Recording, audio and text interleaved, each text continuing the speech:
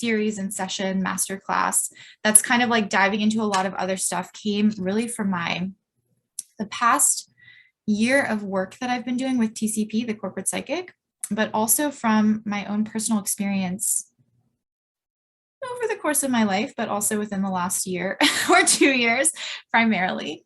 And this concept of coming home to extraordinary it's really about coming home to ourselves. It's really about like recognizing the extraordinary that exists within us. And on a level that's maybe a little bit more enticing to a lot of you and to people who I've been working with is coming home to our purpose. It's starting to see and understand what it looks like to live your life in fulfillment, in worthiness, in joy, in ease, and how to know when you are and aren't aligned in your purpose. That's been from the start of this. So when I started TCP, it hasn't been a full year yet. Purpose was not something that was like core to the work that I thought I would be doing. In all honesty, a lot of the work that I was doing was exploring my own passions and hobbies and skills. A lot of that was like through tarot reading and Akashic Records reading and coaching and helping people into the careers that they wanted to move into. And the coaching and the helping people into the careers that they wanted to move into is something that I have been doing for years, by the way, for free, like not as part of a business model. And so when the corporate psychic came about, it was almost like a pulling together, a uniting of so many different expressions of myself. And it all kind of just happened. It wasn't something that I planned. It wasn't something that I thought would ever be. Like, I think a year before now, even if you had asked me if I would be doing this today or if I would have started this type of business, I would have laughed at you. 100%. I would have been like, no. And so, but I think it's really important. And what ended up happening over the course of the last year in my work with people particularly was this core learning realization of purpose, among other things like worthiness, joy, fulfillment, ease, so much joy, but coming to the realization of the innateness of these things, and then connecting with these things on a level inside of ourselves as opposed to outside of ourselves.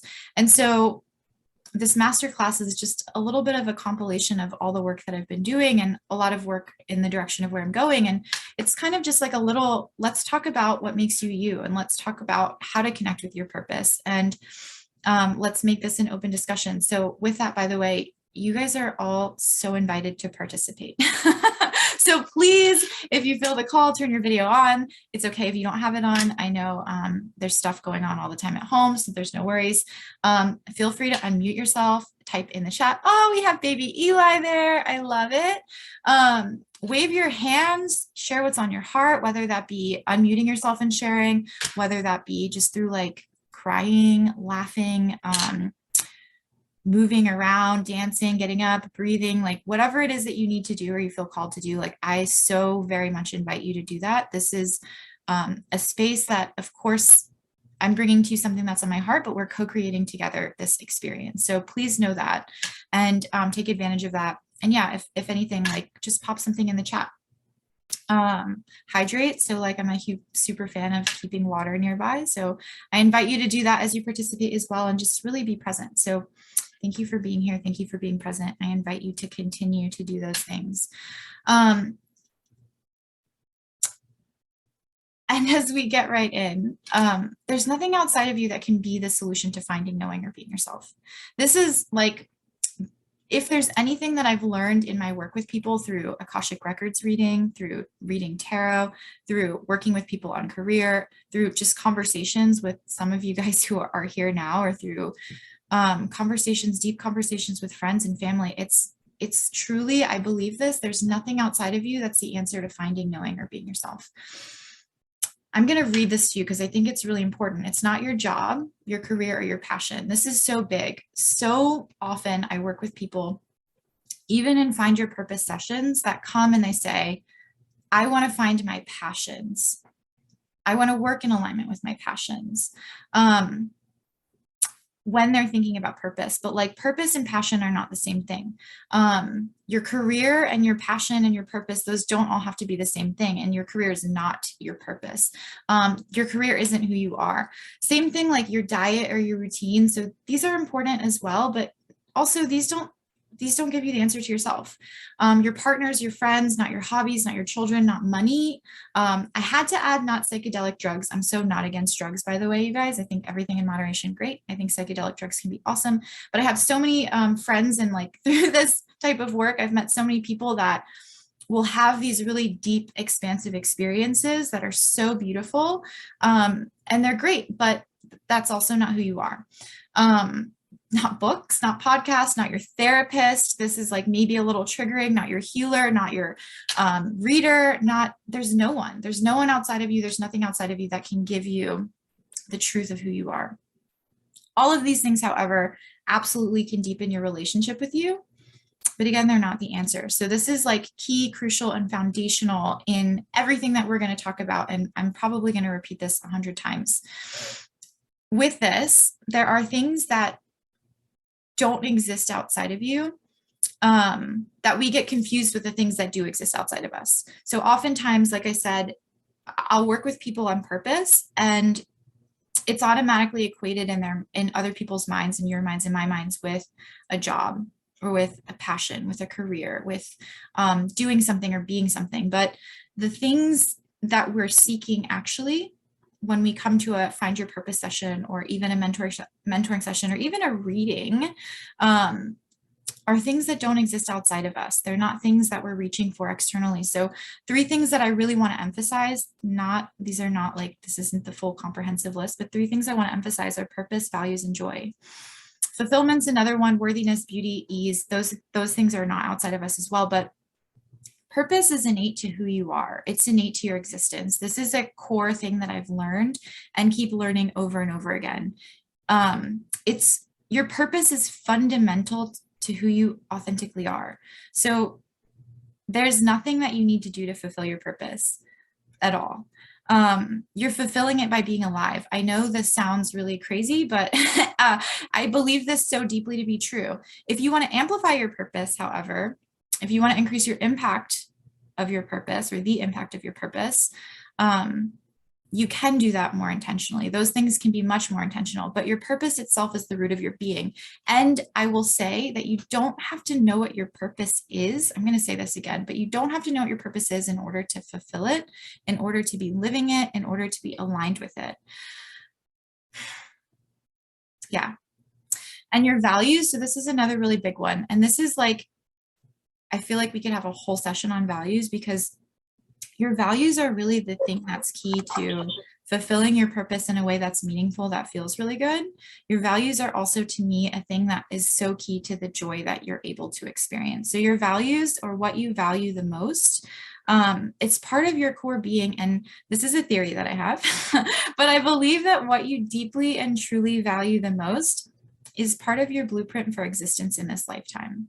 So what's really great is, I will argue that we can say this a lot of different ways, but the reason that we're all here, and part of, if not the reason, like the purpose of our being and existence, is to be and express exactly who we are. That looks differently for everyone, but what looks really differently for everyone in the work that I've been doing is that the things we value are so different across so many different people. The things that we value at a very core level are so different across so many different people. And to me, I believe truly that these are the different flavors of how we live our life as well.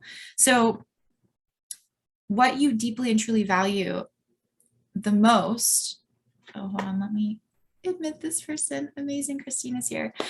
So what you deeply and truly value the most is part of your blueprint for existence in this lifetime. Oh, sorry, Christina, I'm going to mute you. But I'm excited that you're here. Your values dictate how you experience life. The closer that you get to your core values, the more fully you'll experience your life, and the more fully you'll experience joy. And so joy is another one of those things that doesn't exist outside of you, but it's like one of the top 3 things that I share and talk about with people, because there's so many people that I work with that are so focused on purpose and career and passion and fulfillment that we forget sometimes where joy comes in. Like we forget to like experience and enjoy what it is that we're here to do. No worries, Christine, about Phil singing. It's beautiful. But our joy, and this is another thing that we often seek outside of ourselves. We look external to us for what makes us happy. But actually, we don't need anything to be happy. We don't need anything to experience joy. Joy, by the way, is not happiness. So joy, I think, is experiencing what is present and pulling the joy out of what is present no matter what. Whereas happiness, it's a little bit different. It's like a slightly different flavor. But joy is so much deeper, and joy comes from inside of you. It can absolutely be catalyzed from something outside of you, but you don't actually need anything to experience it except for yourself. And so just to give a little bit of example to this, if we talk about your career, so your career is not your purpose. Let's say you're a secretary. You are not alive to be a secretary. It might be your purpose for the day.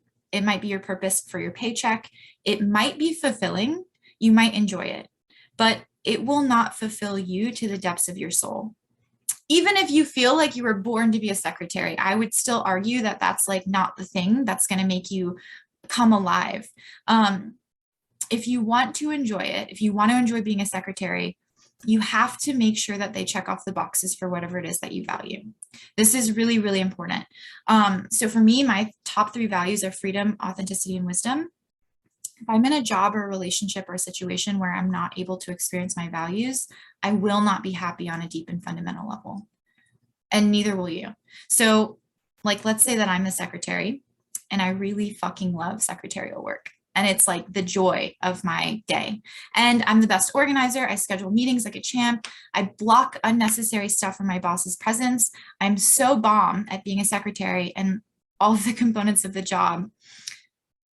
And I enjoy it. Like I find all of the components of the job to be fun. I have passion around all of those things. If all of that's true and I'm not free to do my job as I see it best, if I'm not able to be authentic, this is me personally, if I'm not able to connect somehow to the wisdom that I feel like exists within me or within others and share it, I will not be happy. So the job can check all the boxes of the things I like. The job can check all the boxes of the things I'm passionate about. But if I'm not free in that work, I will not be happy. And so if there's like one thing that you guys, like a quick fix thing that you could take away from showing up today or listening to the recording, it's that something can check off all the boxes for you in your career, in a relationship. But if you're not able to experience your values while you're in that thing, it doesn't matter how many boxes are checked, you won't be happy. And if you're not connected with your values, if you don't know what they are, you're not going to understand why you're not happy. So this is why you might like be a really great secretary, but really hate your job. And then like, if you're not connected to what your values are, you might not understand why you hate your job. So this is a great example because you might be a really amazing secretary, not know your values, and the solution could be as simple as like, okay, I need to work for a company that understands my values and allows me to experience them. But instead you spend a ton of years in your job hating it, letting your soul like seep from your existence, just like run out of your body, and never find out that it's like, never find out what it is that you want to do. Like, these are the times I think that we really daydream of like, oh, I need to quit my job because I'm unhappy. But if we don't understand why we're not happy, what is quitting the job going to do, right? Like, and quitting the job could do a lot of things, by the way. I'm so not a proponent of not quitting your job. If you're not happy, like by all means, do the thing that your heart's telling you to do to make you happy. But I think we'll be seeking a long time that thing that makes us happy if we're not connected to our value, if we're not connected to what we value, if we're not connected to our purpose, if we're not connected to what brings us joy. And then there's like a little pro tip. I post this on Instagram. I talk about this sometimes, but it is really important. I think when we can experience our values, we experience joy. And so this is what I mean by joy doesn't exist outside of us. Yes, it can be catalyzed by things outside of us. So I love to surf. When I'm surfing, I feel so much joy. But actually the reason that I feel so much joy is because I'm experiencing freedom and I'm experiencing authenticity at the same time. Like, I'm experiencing my values when I'm in the water. Like, yeah, being in the water is fun, but like I get the joy from the values that I'm experiencing. And I don't even necessarily need a surfboard to do that. Like I've experienced such deep joy, and I know all of you on this call have as well, doing things that have connected me with freedom. Like when I feel free, if I'm anywhere that I feel really free, you'll just see a massive smile come across my face because I'm experiencing the thing that I truly value that I could not live without. I'm going to pause really quickly. Are there any questions? Does this resonate? Anything that comes up for you or in your heart?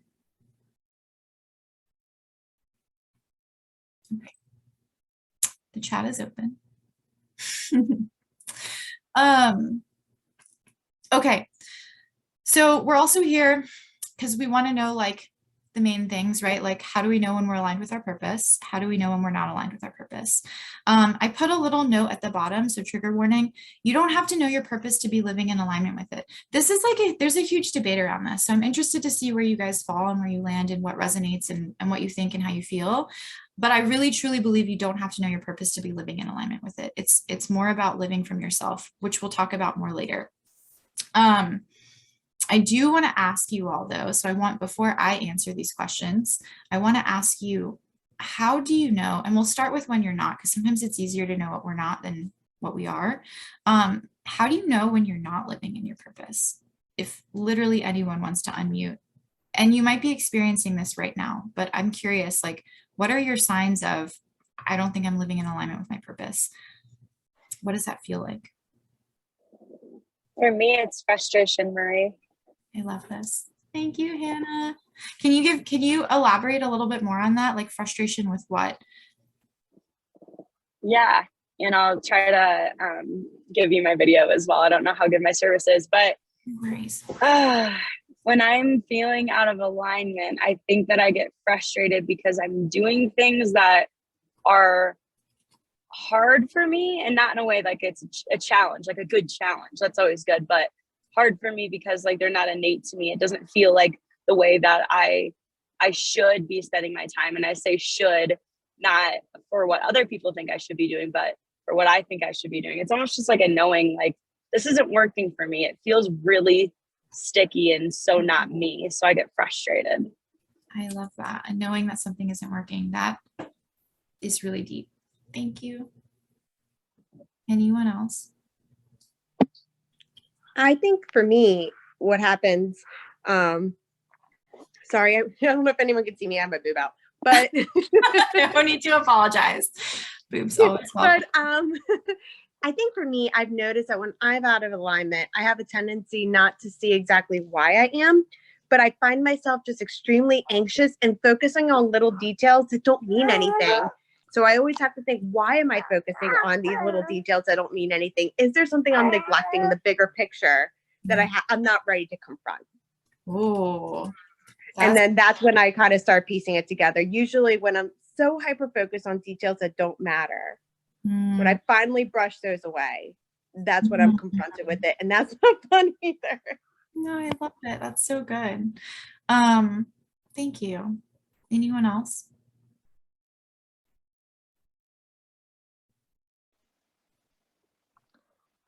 I think for me, I still feel like I'm constantly in survival mode and not looking to thrive necessarily, just more so like just going through the motions, getting through the day, and everything just seems so much more short-term sighted versus like what kind of story am I wanting to tell about myself if I look all the way back eventually at some point.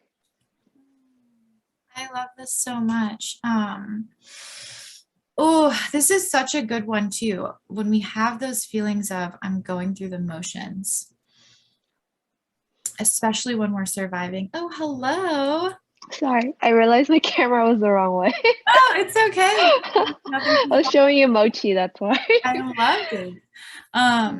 Yeah, I think that's so key. It's so key and it's so true. It's like when we're going through the motions. And there is something to say, I think, about short-term happiness versus long-term happiness as well, and how in touch we are with that. But I think that's so good and so beautiful. Thank you. Okay, anyone else? Speak now. Type now. Oh, I like this. Okay, sorry, I didn't look at the chat. So Jess said resentment and exhaustion. This is so good. Exhaustion and resentment Oh my goodness. Oh, these are such key. Sorry, I'm just making notes as well while we're going through this so that I don't have to listen to the full recording to like remember all of your input. But resentment and exhaustion, these are two things, man, when I am not fully living in my purpose, I resonate with this so much. I will like feel so much resentment for the things that I feel like I have to do. And I'm talking about even things that everyone has to do, like cleaning the house. Like I will be cleaning the house just like angry because I'm like, why am I doing this? Even though there are 1,000 reasons why we clean and clean ourselves and clean the house. And similarly, exhaustion, I think, is such a key one too, because when we're not in alignment with our purpose, when we're not in alignment with ourselves, it's like really tiring. It's a lot of work. It's so much work. And I love that Hannah mentioned in her frustration, like things are hard, but not a good hard. It's not a good challenge. It's like something's not working. Sometimes it feels like things are working against us even. Yeah. And so when we are in alignment with our purpose, so we flip that. I actually want to take some of the things that you all said and flip those completely. So like not feeling frustrated, the opposite of frustration. So feeling a little bit more ease, feeling non-stickiness, moving with flow, right? Moving steady. Thriving, not surviving. That's a really good one. Something that I want to say though, as well as we're flipping these, is all of the things that you feel when you're not in alignment with your purpose, all of the things that you experience, you still can feel when you are in alignment with your purpose. So there is something that we should say here. There's something to be said about feeling the full range of human experience, and living in alignment with our purpose is not something that we like. It's not like a goal that we hit and then we're there forever. Like there are many moments where you can very much be in deep alignment with your purpose, and like the moment right after that you're not, or the moment right after that you are again. Like it's not something it's not a permanent state. It's not like you find your purpose. Oh my God, yes, please, Jess. Please say something to this. Yeah, so I love how you were saying that your purpose is your values, because I for a long time was looking for purpose in my work or my job, and I find now like I have a business that I love very much, but I can go in and out of my purpose within this same job. So it's not necessarily about changing what you do. And that was just like a great sort of aha moment that I had, because when I'm feeling misaligned within the work I'm doing now, it's because I'm operating by different values. And so that I have to like realign myself. Mm-hmm. And that's where that resentment and exhaustion comes. So that's how I know I'm not aligned. I love this so much. And this is so key, and it's so important, I think, in our own businesses, because I do think it's so common, and I do this all the time as well, where we equate our purpose with our work and with our jobs, with our careers, sometimes even with our relationships. Like I know, yeah, at least from the time that I was growing up, there was this emphasis on like, get married, get a job, have kids, buy a house, right? Like there were things that we were told to do, and it felt very much like that was our purpose. Like our purpose is to like be with another person, is to have a certain type of job, like things look a certain way, and we can do all of those things. Like we don't have to choose between any of them. We can do all of them. We can do whatever we want, however we like feel the way we feel, experience all of the stuff, and not be exhausted. If this is so key, I love that you said this, if we're operating in alignment with our values, if we know what we value, and if we're able to experience our values, no matter what it is that we do, we will feel happy and fulfilled. Things will feel easier. So values is such like a key component to our purpose. I also want to add, so when you're living your purpose, life is not easier. It is absolutely not easier. And that's why I wanted to mention that you can feel all of the things that you feel when you're out of alignment, when you're in alignment, because life is hard. But when you're in touch with your purpose, in touch with your knowing, in touch with your intuition, when you're living your purpose, not like just knowing it, but when you're living it, life isn't easier, but your navigation of life is easier. So you're still going to get off track. as we mentioned, right? Like we're still going to work on things that don't allow us to experience our values. We're still going to have times where, hey, Chris, I saw that you just joined. Welcome. Yeah, we're still going to get off track. Life isn't going to be easier just because we know what it is that we're here to do. Like, period. That's like knowing one thing or having access to one factor or piece of truth is not going to change everything for us and magically make everything better. You're still going to live and source from other places, and you'll come back. You'll come back. But you know you're living in your purpose when you exude steadiness and ease, when you're moving with grace through your life, when you're in flow, when you have a sense of confidence, when you're in touch with your knowing. And by that, I mean, you don't ask for permission. This is so key. When you are fully living your purpose, living from your purpose, you are very much less likely to call your mom and say, hey, I think I'm going to do this thing. What do you think about that? Like, you probably won't, because you're going to have this knowing in your gut of like, oh, I need to do this thing. Like, I know I need to do this thing. And so it might look different. You might call your mom or your friend and say, instead of like, what do you think about this? Or do you think I can do this? Am I able to do this? You might instead be like, hey, I think I'm going to do this thing. Tell me all the reasons why it's going to work. Help me, like, give me the support that I need to do this, because I know that I need to do this. And then you might even notice that you don't even talk to the people that are not going to offer you that support, right? But you stop asking for permission from other people or from other things, because you have this different sense of confidence, this different knowing that you're doing the right thing for you. And this is really key. When you're really living your purpose, like living in your purpose, you stop paying attention to what other people are doing. Like, it doesn't matter what it looks like for other people. It doesn't matter if you look funny or if you don't look funny to other people, if you're weird or you're not weird. When you're really living your purpose, you are totally out of comparison, because you're like in the present moment. That's like another really good indication. Are there things that I'm missing here? Anything that you can think of or experience? Okay. Okay, perfect. So, and I'm just going to add to, like, it's still scary. I know I mentioned this, like, life doesn't get easier. It's still scary. There are still no guarantees. But I do think when you're living from your purpose, you aren't looking anymore for guarantees. You're in your purpose. Things might feel scary and feel like a gamble, but you have this drive sometimes that you know you need to do something regardless of what the outcome is. Like, that's when the journey really truly becomes enough, when we're in our purpose. Like, the present truly becomes enough because we are just present. Which really leads to like the big question, by the way. Like, the thing that I feel like really we're all here for, like my big epiphany. How do we stop seeking and let our purpose come through? This is like the big question. How the fuck do we do this? So for this, I'm gonna like kind of go into a tangent for a moment. I want to tell a story just of my own experience.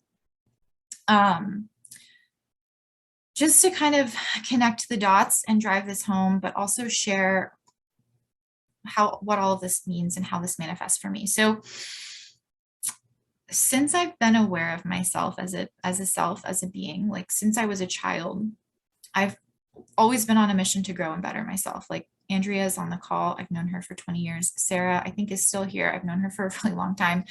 You can ask them, like, what has Marie been doing her whole life? And they'll probably tell you that I've like genuinely, truly been working on bettering myself and like becoming a great being in some way, shape, or form.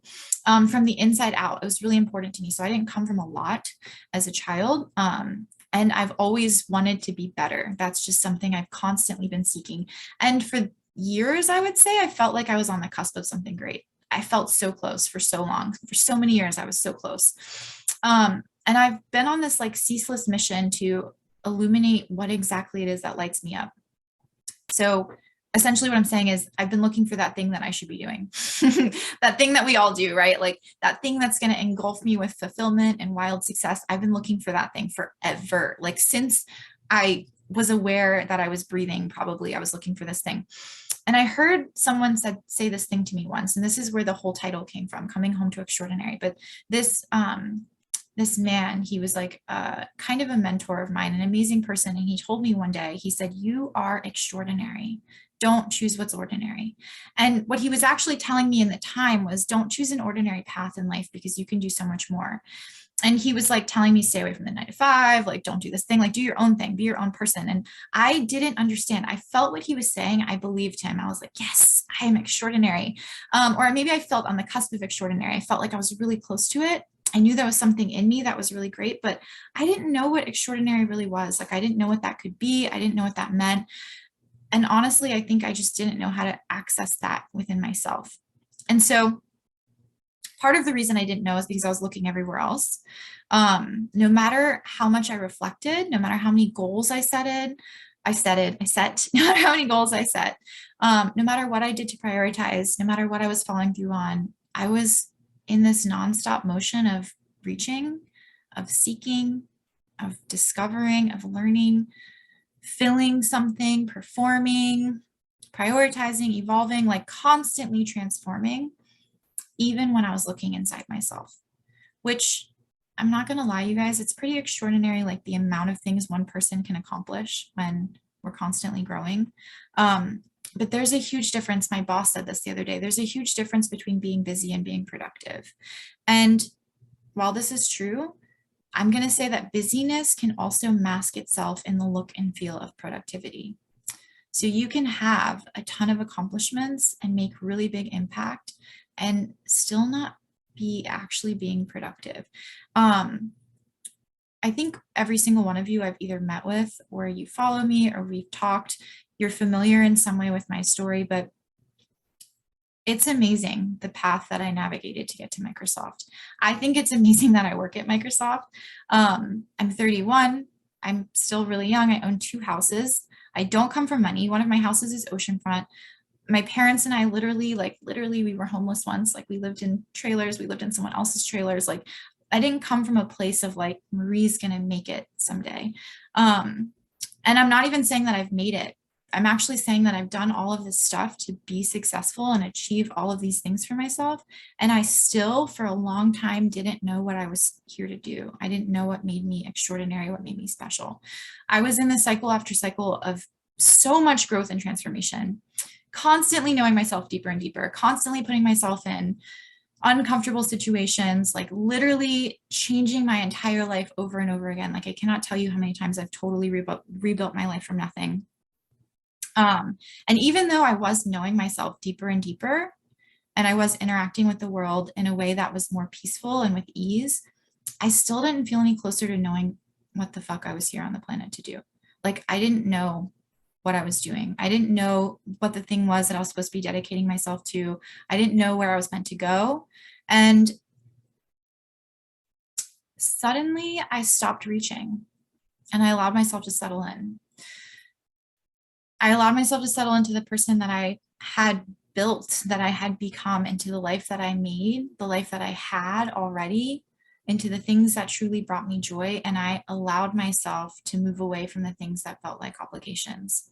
I allowed myself to just be in whatever was. So I went from the state of like, and I'm talking my life, my entire life, of like reaching for the thing outside of me, the thing that made me better or great, or the thing that would fulfill me. Like, for years, I wouldn't start my own business because I thought whatever it wasn't enough, because I didn't feel super passionate about it. I couldn't commit to it. And then I just stopped doing all of that.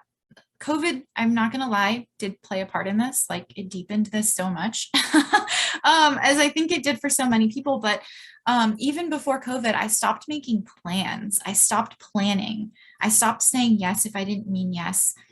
And then a huge thing that I did is I didn't share what I was doing to anyone. I didn't explain myself to anyone. I didn't even explain what I was doing to my partner at the time.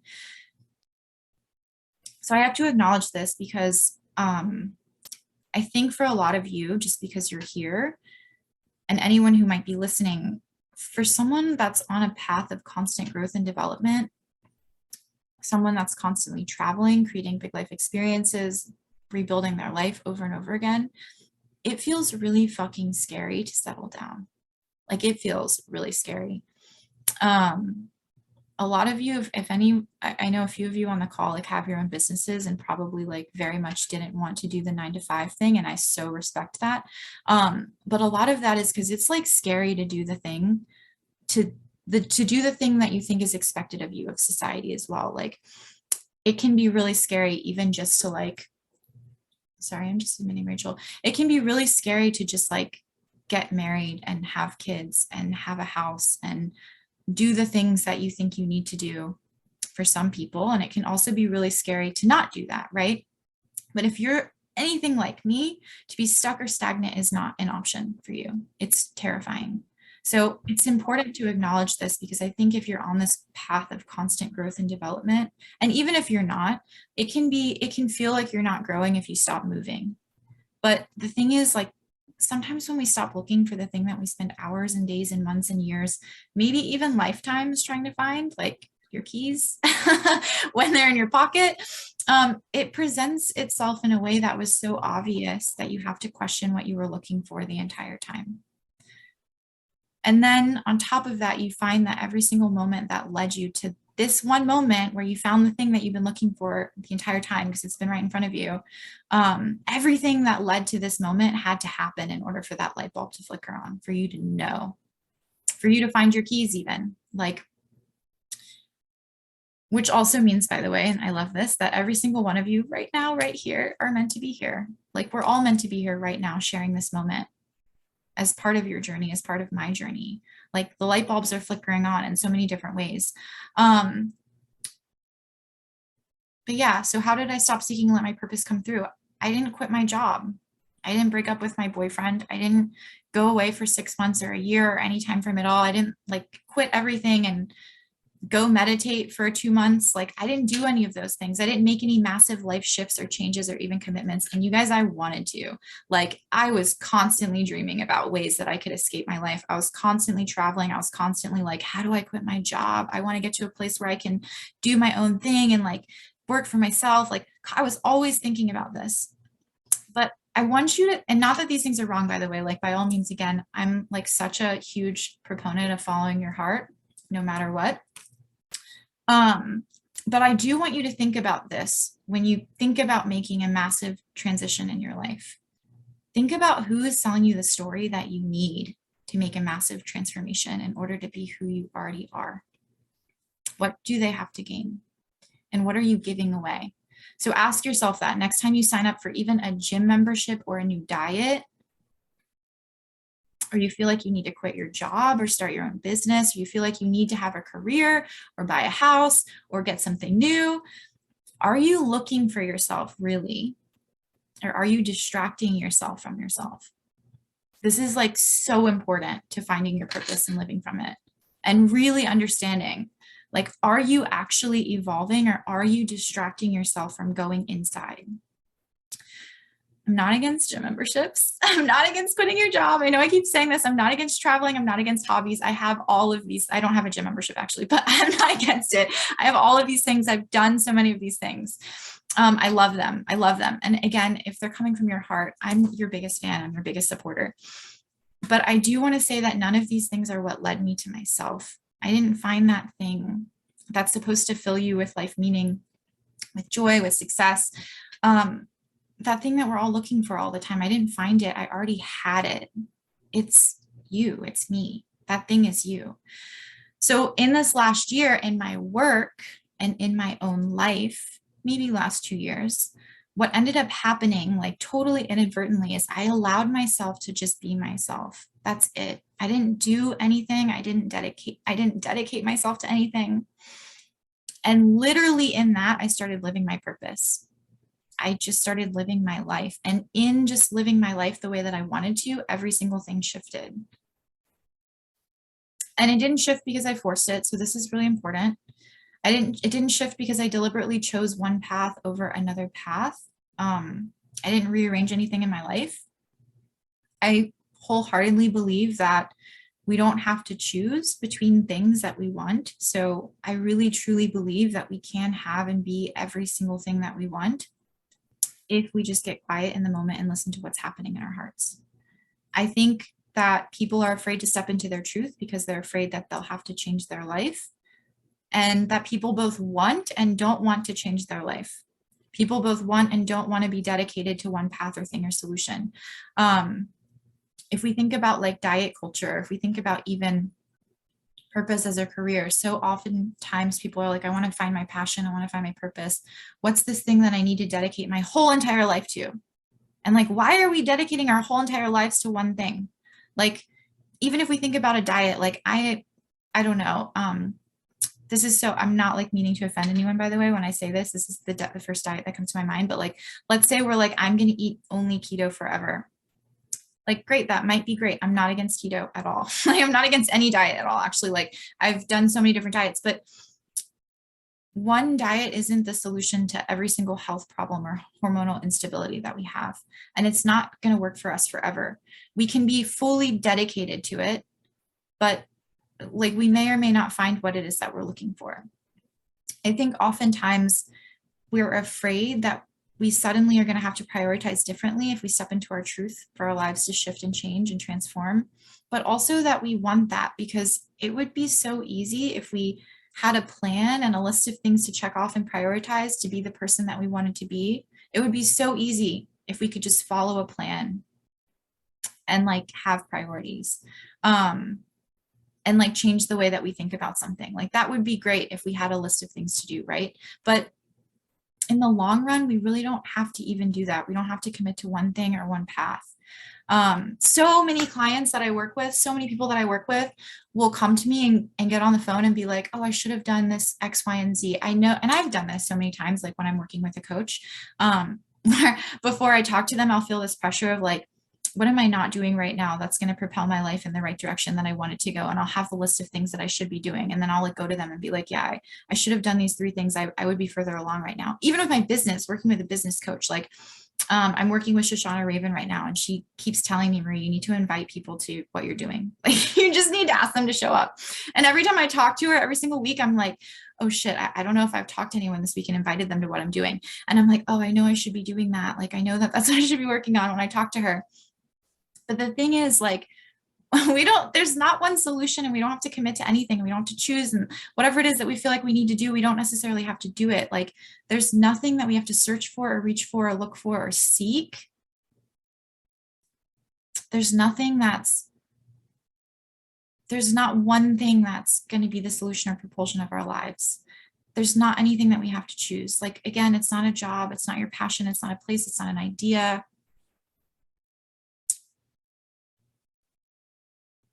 It's just being ourselves. It's just being you. It's allowing yourself to come together in your authentic and unique being. That's what's going to transform your life from ordinary to extraordinary. And so what I'm proposing is that maybe it's not your life that you need to change and restructure. Hear me out. Because so many people don't agree with this, but maybe it's not even yourself that you have to change and fix and manage. Like maybe there's nothing that you need to do. Maybe you just need to allow yourself to be who you are and then get to know that person. A huge question that I get that we have to talk about is how to be ourselves. How do you be yourself? How do you allow yourself to be? These are just some things. Like this is not the comprehensive list, and you guys, I'm so not a guide to like being yourself, but these are the things that I do and that I think are really important. So number 1, get quiet enough to hear your heart, which just means learn what yes, no maybe feels like.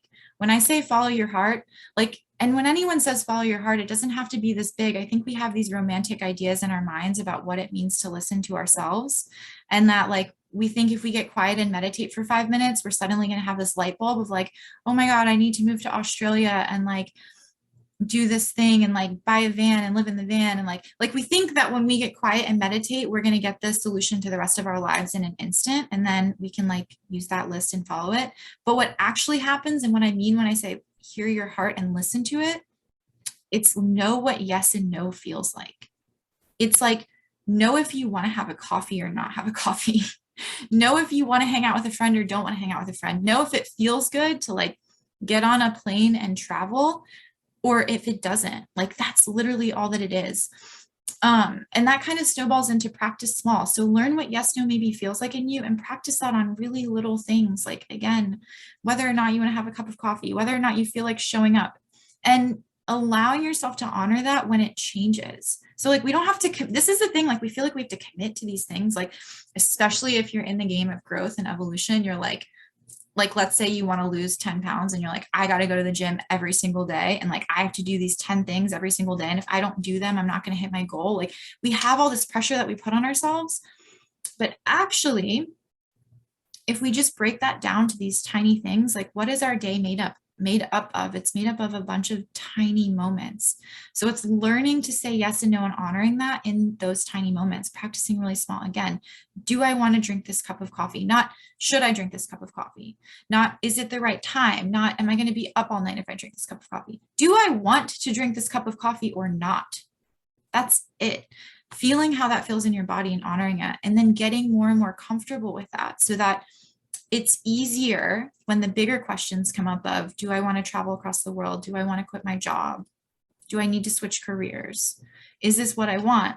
It's, you feel it, you know, that's connecting to your knowing. That's listening to your heart, literally. So again, like, quieting yourself and listening to your heart is not like knowing if you should buy a van and drive across the country for 6 months. It's not like this epiphany moment. And by the way, I want to add to that, when you have these epiphany moments, be very wary of them, because this is like a huge indicator that you're probably distracting yourself from yourself. And you're also probably really close to like finding yourself. The moment you like wake up and you're like, I'm going to do something totally different, like I'm going to leave my marriage, which I've done this, by the way. Or if you're like, I'm going to quit my job and drive around the country in a van, like, I love all of these things. And I'm so happy for like the spontaneous inspiration that comes to us and to you and to myself. But that's not actually following our heart. Following our heart is just knowing, what do we want to do right now? And then letting ourselves do that. So maybe you make friends today, make plans today to hang out with a friend next week. And then next week rolls around. And like today it feels like a yes, but next week before you do it, it doesn't feel like a yes anymore. It doesn't matter why it doesn't feel like a yes. Like, honoring and listening to your heart is just being like, okay, this doesn't feel like a yes anymore. I'm not going to do that.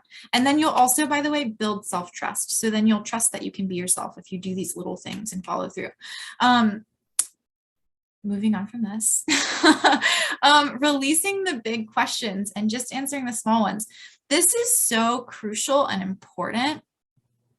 Stop trying to answer the big questions. Stop trying to hold on to a story or a reason or an explanation behind everything. There's this one person that I work with. I'm so surprised she's not here, actually. She's one of my favorite humans. And her purpose, even her mission statement, it reads, she's totally gonna know I'm talking about her when she listens to this later. I'm so excited, but it reads that she's here to remember who she is, essentially. Not verbatim, but that's like what she's here to do, is remember who she is. And she is maybe the most connected human being that I know to like source, to like knowing, to guides, if you believe in that thing, to the universe. Like, she is so deeply connected. And she has to have a reason for everything that she does. There has to be an explanation for it. And it's really fascinating because there's this like deep intuitive connection and knowing, and this deep desire to like research and explain not just to herself, but to other people as a means of justifying. And this is beautiful, by the way. There's nothing wrong with that. We 100% need this in the world more, so that we have the deep understanding that we need.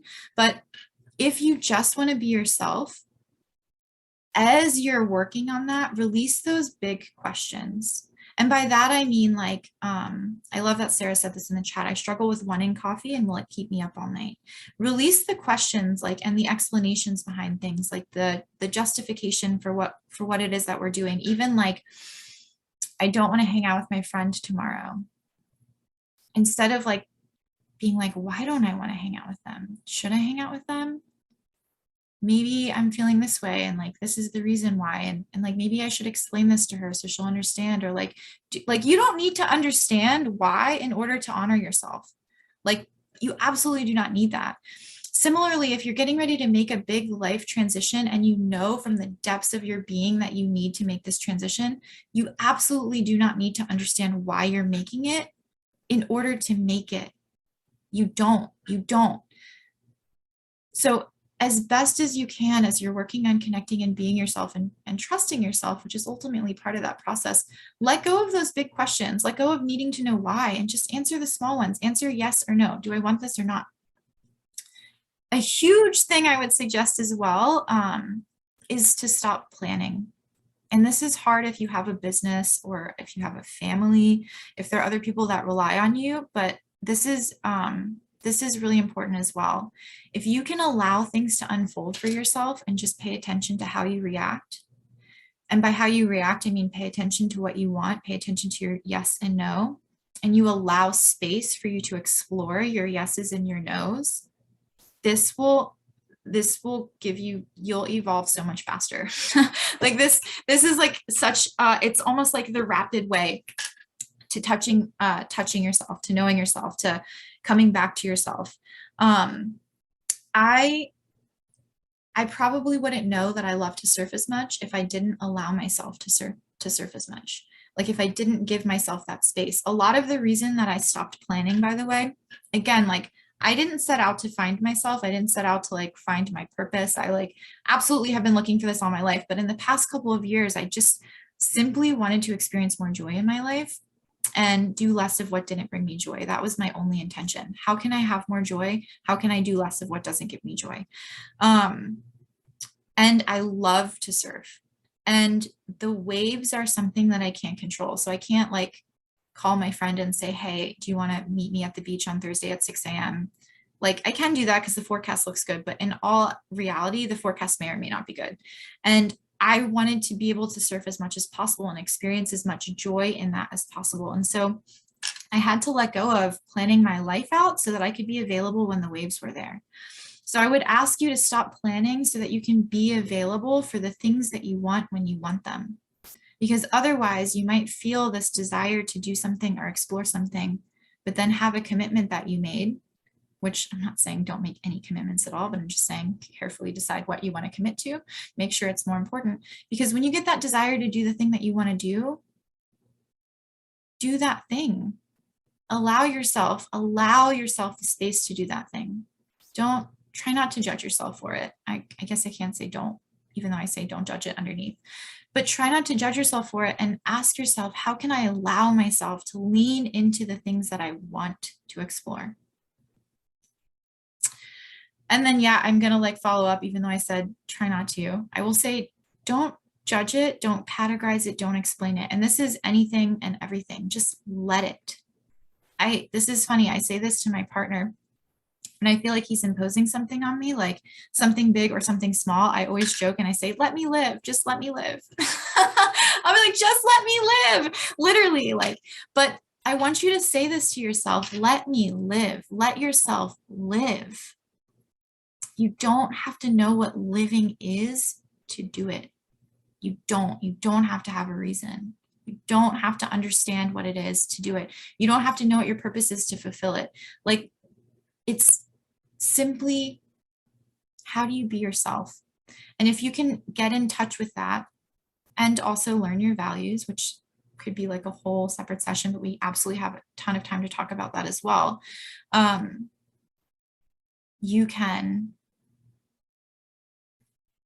It's not that you can, if you can connect with yourself and be yourself, your purpose will come out of you.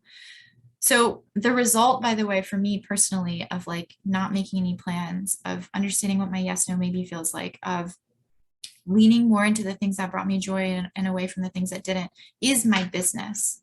Like that is something that came out of doing all of this, not because I wanted to start a business or intended to start a business. Like, it's so ironic. For years, I was like, oh, I want to work for myself. I don't want to work a 9 to 5. And I wouldn't commit to anything. So I was like, that thing's not right for me. It's not big enough for me. I'm not passionate enough about that to dedicate my life to it. And then suddenly I just stopped forcing things and looking for things. And my business was just born. Like, it straight up just came out of me. And because I allowed myself the space to explore the things that I was interested in, I just said, maybe I'll just start a business as a side project for fun. And like, maybe I'll just treat this as a fun experiment and see what happens. And like, use this as a way to like learn myself and meet myself and know myself more. And actually that kind of answers Dinah's question. So she says, how to handle the anxiety of fear that holds you back. This is actually deep, and I'm not a therapist. So only take what I'm saying with a grain of salt. And I'm going to just share my experience and the experience of people that I've worked with here. Anxiety is so real, and the fear that comes with doing what we want to do is also so real. So I would say start with this and start really small. Like, it's not super scary to ask ourselves again if we want to have that cup of coffee or not. It is really scary to be like, do I want to quit my job? Like, that is scary. And then when the answer comes back from the depths of your soul, that's yes, and you don't have a backup plan, that is scary. And then it becomes really easy in your mind to think of all the reasons why you shouldn't. Will I be able to support myself? Right? Like, do I want to quit my job, and will I be able to support myself? Very different questions. But if you can practice this on a really small scale of, do I want this or not? Is this right for me or not? And by right for me, I don't mean logically. I mean, do I feel like this is what's calling me or not? If you can do this on a small level confidently, you can do it on a large level confidently. So I would say start with that, and then really, really just allow yourself to release as best as you can the judgment and the explanation behind it. And we can talk about this a little bit more too, because I think that's a big one. And fear from doing the things that we want is so huge and it's so real. But I think the way to counteract that is to trust ourselves. And the way that we trust ourselves is by learning what we truly want, learning who we truly are. Then it becomes easier. Then we can feel really confident, even if like something seems crazy. Because I would have, a year ago, if you would have been like, Marie, you're going to be reading tarot for people and they're going to be paying you, I would be like, that's hilarious. Like, no freaking way. And like a year ago, if I had just had this thought of like, I'm going to start, I mean, maybe about a year ago, I did have this thought. So like, let's say a year and a half ago, if I had this thought of like, I'm going to start reading tarot for other people, I would have judged it. I wouldn't have felt comfortable with it. I would not have trusted myself to do it. Like, it would have felt too big and too scary and too just random at the time. But I think in allowing yourself to be in the moments that are and explore the things that are calling you, you build that trust. So when the time did come of like, I'm really interested in doing this, there wasn't a question for me. Like, yeah, it's really scary. And like, yeah, I knew a lot of my friends was going to think I was absolutely batshit crazy, but it was easier to swallow because I trusted myself, because I was like, oh, I know what I want. And I don't know what the outcome is going to be, but it doesn't matter. Like, I know I have to do this. And again, I totally allowed it to be just like an exploration of like, let's just see what happens. That's another really good thing, by the way. So how to handle the anxiety of fear that holds you back is ask yourself the question. I should add this to the slides and send this out of just, what would happen if I tried this?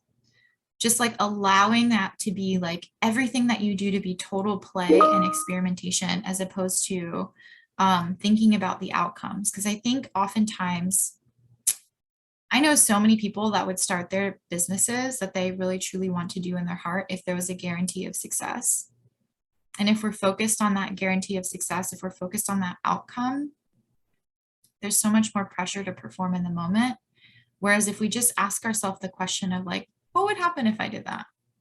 Let's just see. Let's just see what happens if I do that. It's a completely different experience, because then there's no pressure to have an outcome, and you're probably going to do better than you think you will anyways. But if you fall on your face, you fall on your face and you learn a ton of stuff. But the fear feels like there's a lot less if you don't have a bunch of things riding on the thing that you're doing. So for me, when I started TCP, it was like, let's see what happens, was absolutely something that was happening in my head. Let's just see what happens if I start this business and put it out into the world. Let's see if people will receive it. Let's see if I even enjoy it, because I had no idea if I was going to like this kind of work. I mean, I thought I might, because I was doing similar work already, but I didn't know. Like, I didn't know that I would be here today. But I really allowed myself to lean into, let's see what happens if I show up. Will I be pleasantly surprised? What will I learn from this? As opposed to if I would have thought like, I'm going to start my business and I want to make $150,000 a year my first year, and I want to make sure that I can quit my job by the end of my first year, and I want to have X, Y, and Z happen, I would probably have felt a lot more pressure. And like, I probably wouldn't have done anything the way that I did it in this last year. Not saying that the way that I did things was the right way by any means. Because I probably could have like outlined a bunch of goals, milestones, tracked them. Like I do this at work all the time. Like this is part of my job as a business manager at Microsoft, is like to understand what we're going for and how to get there. Like I do that, and I get that, and I get the importance of that.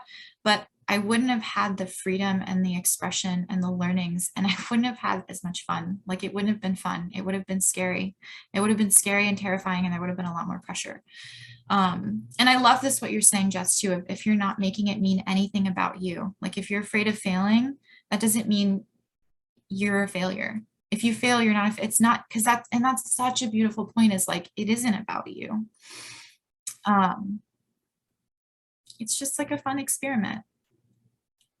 I think about Bob Ross, and he's like, there are no mistakes, just happy accidents. But if we could truly think that as we're doing things, while we trust ourselves on a deep level, because we've developed that trust, then there truly are no mistakes. And it doesn't have to be so scary. I don't know. I'm going to stop now because I'm kind of just ranting. And I want to make sure there's plenty of time for questions and just anything that's on your heart to come forward and talk through.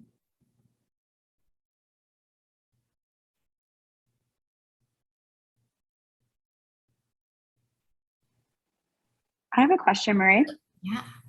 Oh, she's home. And I'm fed. My question is around the idea that we've been talking about of like, if you have this feeling of like, oh, I should just quit my job, it's like most of the time that's like going to be like a rash, like maybe it's a running from yourself thing. We get to ask ourselves that question. And then on the other hand, we get to dive into the idea of like, okay, well, is this just something that like I had a revelation that came up for me? So how would you encourage us to guide ourselves through those situations and asking the questions to figure out like, what is actually going on here? Am I running from myself, or am I like coming into a revelation moment? This is such a good question. And I would say this, one of my teachers said this to me, because I have these moments all the time, by the way, and the majority of my life I followed them. And I will absolutely stand behind that. There's nothing wrong with following them. If you have a whim or a moment, a burst of inspiration, and you're like, I need to do this, I need to do this now, even if you don't know 100% and you do it, nothing bad is going to come out of that. You're only going to learn, you're only going to grow. You're probably going to do it way faster than you would have done it if you took it slow, or like tried to think it through, or meditated on it for a long time. So I think that it's completely okay and fine. And while you might be distracting yourself from what's actually going on inside of you or what you need, you're still like, we're still on this path, and we're still like, no matter what, our purpose is innate to us. So like, it doesn't mean that it's not going to happen or that we're going to go down the wrong path. So like, this is number one, first and foremost. I think oftentimes when a decision comes up, or when we have an inspirational moment, a desire or a whim strikes us, what also comes alongside that is this, like, whether it's momentary or for a long time, this conflict that comes into our heart. So like, for example, if we were like, I need to break up with my boyfriend, I need to get a divorce. And maybe there's like a really legitimate reason behind that. Maybe like you're being held back, or you feel like you are. Maybe there's not. Like maybe it's just like there's this whim to do that. Maybe things aren't 100% right. Maybe they are. Like, I don't know. But the longer we hold on to that question and ask it to ourselves and think about it and like write pros and cons and yeses and nos, the longer the conflict is going to sit there. So I will say, like, making a very quick decision and sticking to it, there are so many benefits that come from that. And when we do decide something, especially when we do it so declaratively, I fully believe that the universe, whatever it is that we're meant to learn or do or fulfill while we're here, the universe opens that up for us in whatever path we choose. So like, for example, let's go back to quitting our job. So like, let's say I'm like, I don't know if I should quit my job or not. And then I just decide I'm going to quit my job, fuck it. And I like put in my 2 weeks and I have no plan. I 100% believe that the universe is going to open up all these opportunities for me to fulfill whatever it is that I'm seeking while I'm seeking it, because I've made that decision and I've declared it to the world.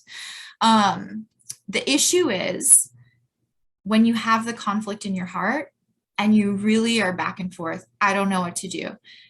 Because then you're not trusting yourself, but then 2, you're not trusting the universe. And then 3, it's like the conflict is the thing that's making you unhappy. It's not the situation. So a lot of times when we're thinking about quitting our jobs, it's probably not actually your job that's making you unhappy. And I would bet like to almost any single person on the planet that if you turned around, decided I'm going to stay in my job and I'm going to show up 150% in every single moment of every single day between the hours of 9 and 5, you will probably enjoy your job. You'll probably start enjoying it. Like, I'm not going to lie, it's probably going to work for you. But if you're like, if you make the decision half-assed and you're like, oh, I'm going to stay in my job, but then you don't show up 100% and you're like not like giving it your all, and like you're not backing up the decision that you made, that conflict is going to stay there and you're going to be unhappy for a really long time. So part of resolving the conflict is just making a fucking decision. It doesn't really matter. The other thing though, what I will say is like, if we truly want to get quiet and listen to our hearts and trust what's coming to us, whatever is truly right for you today is going to be right for you in a week. And it's going to be right for you in 2 weeks. And it's going to be right for you in a month. So if you are someone like me and you like to sporadically change your life because you're feeling a certain way, totally fine to sporadically change it whenever you feel like it and deal with all the consequences of that. And by consequences, I don't mean bad, I mean like even good consequences, but also totally okay to just be like, I'm not going to think about this at all. I'm going to go live my life for the next week. And then I'm going to check in with myself in a week and see how am I feeling about this? Do I still want to do this? And if the answer is still like a full body yes, then do it. If it's like, if you still feel that conflict, maybe flip a coin and like see what happens, right?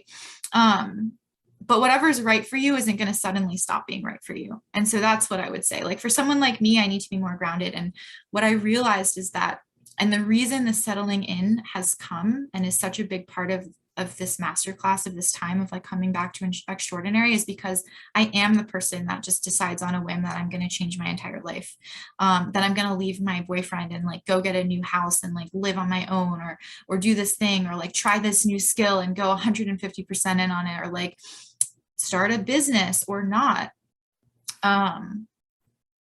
I'm totally that person. And then I'm that person that not only makes a decision, but then goes 100% in on that decision, which can be really fun. But when you're constantly deciding and changing and then restabilizing yourself, it's hard to find that steadiness that exists when you are in total alignment with your purpose. It's not impossible, because I feel like through my life, I've been pretty steady through a lot of different things, but it can get really tiring. And so for me, there was a desire for a long time of like, I think I need stability. How do I create that for myself? Maybe I should think about something a little bit, and not even think about something. Maybe I should let something sit on my heart a little bit longer than feeling the full body yes for a moment and then acting immediately. And neither way is wrong. And that's like something else that's so important. So that is part of being ourselves too, is allowing ourselves to do that. And becoming aware that we do that, and then trusting that when we do decide to like change our entire lives, that we're going to follow through for ourselves.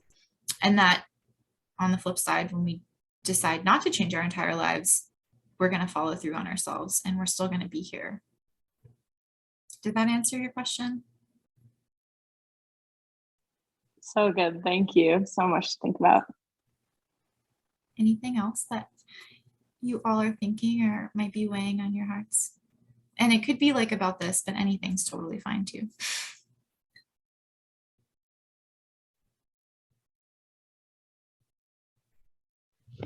Marie, I see that somebody wrote in the chat something regarding what if you don't know what your values are? Oh, thank you for bringing that up. This is like one of my favorite questions. There are some amazing values exercises out there. I would say 2 things. I stumbled upon my values at a work training where we were doing like a ton of personality testing, and then like casually somebody threw down a sheet of like 150 words and said, pick 20 words, pick 10 words from those 20 words, pick 3 words from those 10 words that you absolutely cannot live without. And I found my 3 words and they haven't changed, and it's been many years. So that's a really great way. Like, you can Google it, values exercise, or like list of valuable, like, values words. What I will say is it's really helpful to have someone pressure test this with you. And it's really helpful to like do this. I have this in my newsletter, you guys, and the card of January that I pulled was the 2 of Swords, which it's an invitation to imagine yourself with a blindfold on. Imagine that none of the world is looking in on you, and then understanding what is it that you would do. And I would say, when you're working on your values, this is what you do. Don't think about what other people value. Don't think about what other people will think about if you value those things. Don't try to explain why you value those things. This happened in one of my sessions. It was so cute. We did a values exercise, and my person came to the session with like this whole explanation of why these 3 words were so important to her. And a lot of that was because she realized that these 3 things that she couldn't live without, she also had a little bit of shame around them, because she's like, oh my God, like, what are people going to think about this?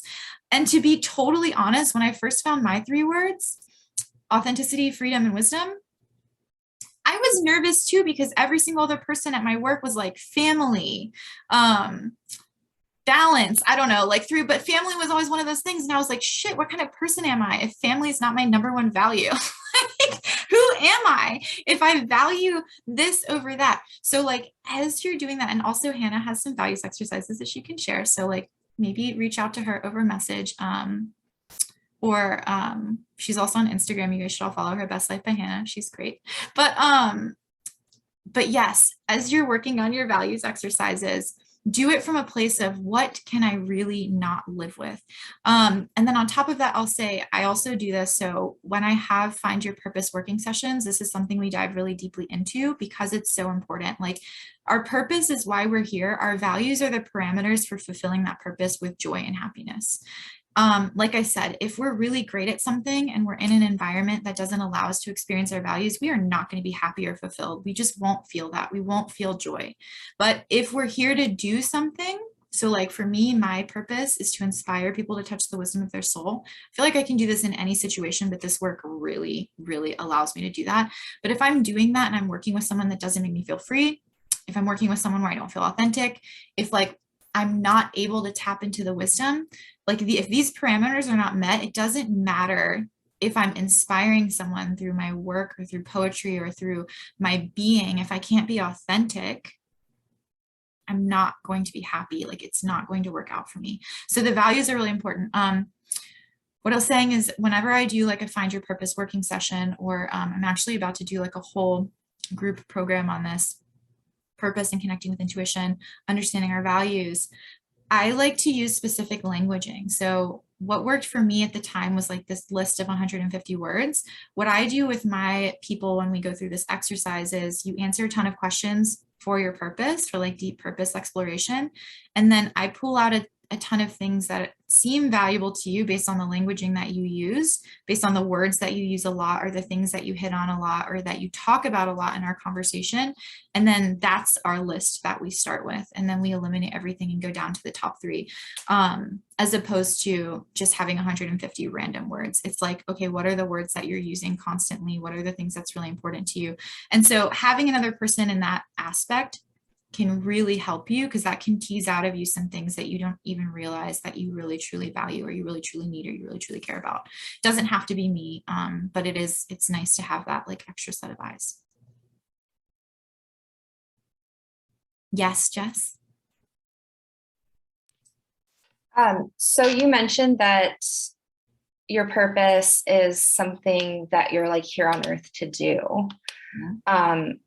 So I feel like most of the time I'm in my purpose because I feel aligned and I feel fulfilled.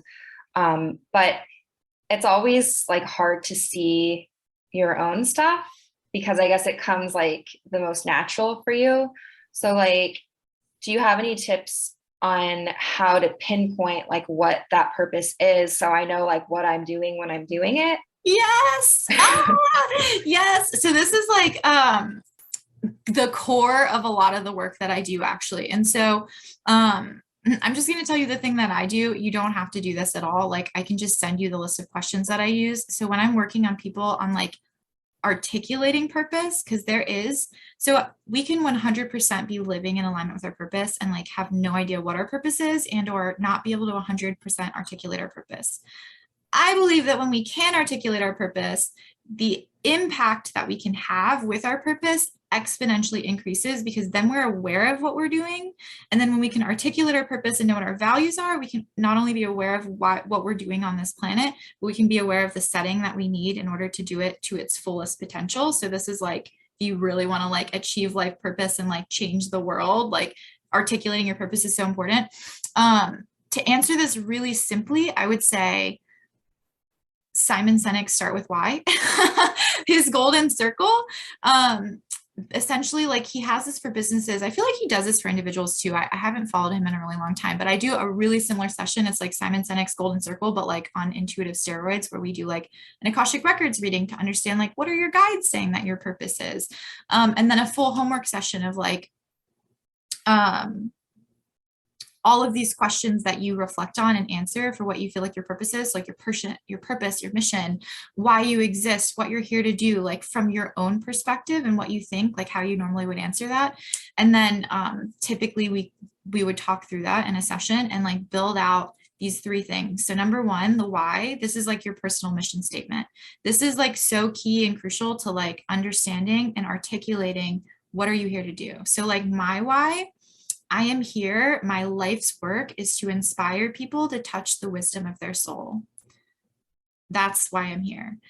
Seems very vague, so this is also important. So there's the why, the how. So the second part of this, so the why is like the deepest core. It's like why we're here. It's like that seed.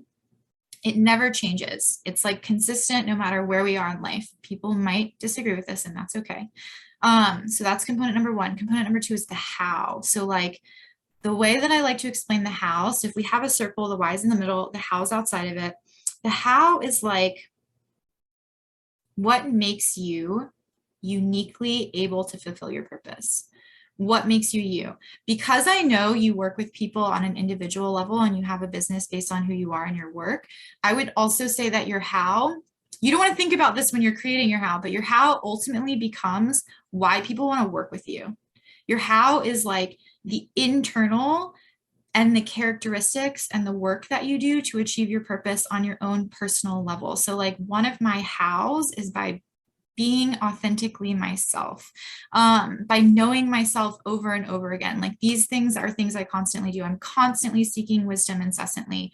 The how, it's like, it's the stuff that you find yourself doing and drawn to on your own time that you would do no matter what. Like, even if you didn't do what you do for a living, you probably would be like seeking out this work from other people, right? Like you probably would still actually be doing it, even though you're not doing it for a living. That's how you achieve your purpose. And it's not, the how is also, so the why is internal, the how is also not external. So the how is not like through your job. The how is like, again, what makes you uniquely yourself. And then the what, the third component, and like talking about your purpose and like articulating that is the what is like the products, the services, the offerings you bring to the world. This is like if you have a business that's based on your purpose, but it's also not. So like I have a business, The Corporate Psychic. That's not just my what. That's like part of my what. So my why is like to inspire people to touch the wisdom of their soul. I do that, like, let's keep it really simple, by being authentic to myself. And then the what I do is The Corporate Psychic is one of those things. So product, services, and offerings of that. What I bring to the world is that. I also write, so I'm a poet. This is an example of something I do. This is another what that I bring to the world. I think I bring this through my job. I have surfing on my list because that's totally an expression of who I am, even though I don't get paid for that. So the what's is really like the only thing that will drastically change over your life. And this is so important when we articulate our purpose, because I think a lot of times when we are seeking our purpose, we think it needs to be something external. So like, let's say my purpose is photography. I want to be a photographer. If we do that, so like if that were a why instead of a what, that means we could never not be a photographer and fulfill our purpose. Whereas like the true why might be like bringing light to the world. Like, let's say that's the why. I'm here to bring light to the world. One of the ways I do that is photography. Maybe I do that for 5 years, and then like on the 6th year, I'm like, fuck this, I'm over photography, I want to do something else. And I start painting, or I do something totally different. This is the thing that allows us to be flexible and stay away from the conflict in the heart. So like anytime you have this big life transition or question of what do I do with my life, it comes down to, okay, who am I? What am I here to do? So for me, I'm here to inspire people to touch the wisdom of their soul. If I were going to quit Microsoft, I would ask myself, what can I do to achieve that? And like, let's say I'm like, okay, I want to publish my poetry finally. That is a really obvious and comfortable what that I can throw into my list of product services offerings and achieve, and know that in doing that, I'm still fulfilling my purpose of inspiring people to touch the wisdom of their soul. So that means like, and this is exactly actually what you said, it's de-identifying myself with the material thing. I am not a poet. I am a person that inspires people to touch the wisdom of their soul. First and foremost, that's who I am. I am not my work. I am not the products that I bring to the world. And so being able to articulate who we are, how we are the way we are, and what it is that we bring to the world through who we are, that's ultimately like the mission that we're serving. And that to me is like how you full blown like change the world with your mission. Like that's how you really like live it, and like live it with a lot of impact. Does that answer your question?